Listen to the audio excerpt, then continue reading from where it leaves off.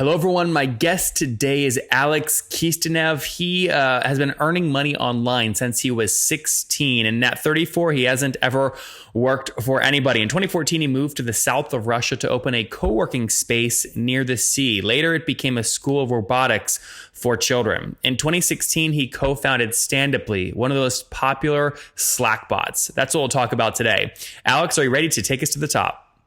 Yeah, let's do it. All right, let me get one thing straight first. Standuply, is this a side project? It's a Slack bot, or are you actually making money on this?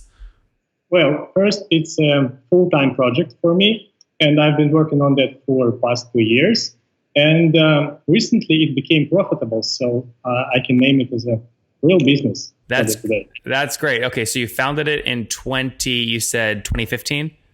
2016. 2016. Okay, and you said it's profitable today. That's great. Tell us what it does and what people are paying for. Sure. So Standuply is a Slack bot for stand-up meetings and team surveys. And it's very handy for remote teams because when an agile team has to schedule a stand-up meeting, sometimes they face troubles getting at the same time on Skype call, or they can't get together in the room. And so using Standuply, they can get a stand-up meeting asynchronously via Slack. And we found that it's really pain point behind that service. And we are seeing dozens of teams signing up for that every day. And we're on a mission to build a digital Scrum Master based on Standuply that will handle Scrum process for every agile team in the world. And what are people paying on average for this per month? So we are purely a SaaS subscription service, and we charge from $2 to $4 per user per month. Okay, got it. So and do you sell directly to the user, or do you sell to the head of the team? So it's self-service, and teams on average from 6 to 15 people purchase the service. Okay, and bottom up in terms of distribution. That's great. So today, obviously, you're 2-3 years into it. How many seats are paying for the platform?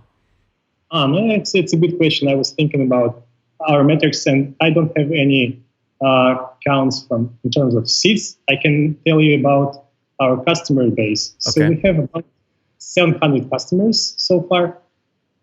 Okay, 700 customers, and you said each customer has, at a minimum, 6 seats, correct? Starting from 3, but on average, it's like from 6 to 15. Okay.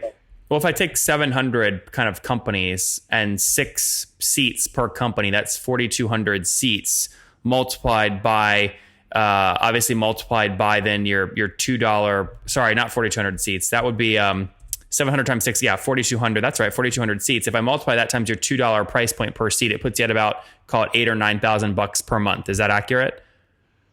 So let me tell you more accurate data. Our current MRR is 15K. And so to reach profitability, we had 25K in revenue in May. Okay. Sorry, you said your current is 15, but last month you had 25? Like our MRR is a bit different from revenue because some customers pay for annual subscriptions. So speaking of MRR, it's about 15K. But we counted 25K in revenues on a cash basis because of annual payments. Okay, very good. That's great. So $15,000 per month. And where were you a year ago? What's your growth rate? Well, actually, a year ago we were at 0. Let me tell you where we were in December 2017. You like to ask about December, I remember. So in December we were at 3K MRR, and so we grew by 5 times this year, actually. Mm-hmm. And are you bootstrapped or have you raised capital? Yeah, we are bootstrapped. Okay. How much of your own money have you put in? I didn't really count because we put our money with my co-founder to make sure our programmers have ramen to eat. Mm-hmm. So, less than $100,000, a small amount. I think more than that. Okay, more than that. All right, fair enough. Talk to me about churn. What's your churn today? So our average churn is about 3%, but it's including all our customer segments.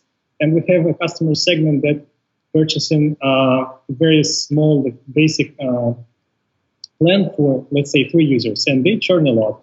And other customer segments that are our best customer segments, they churn at about 1%. Okay, but a way to ignore whether a customer pays a lot or a little is to talk about revenue churn instead of logo churn. What is your revenue churn?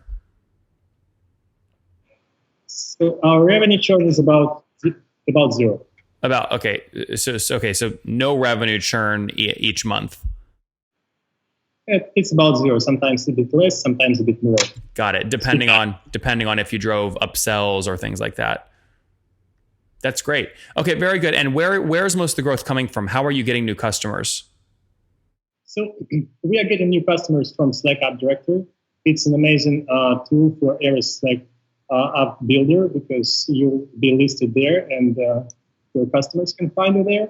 Also, we do a lot of content marketing, and we are launching Standuply in different versions on Product Hunt. So we did like 9 launches on Product Hunt in 18 months, and we hustle a lot to get people to know about us. And what's your team size today? It's 7 people. 7 people. Got it. Are you guys all based there in Siberia, or you're remote?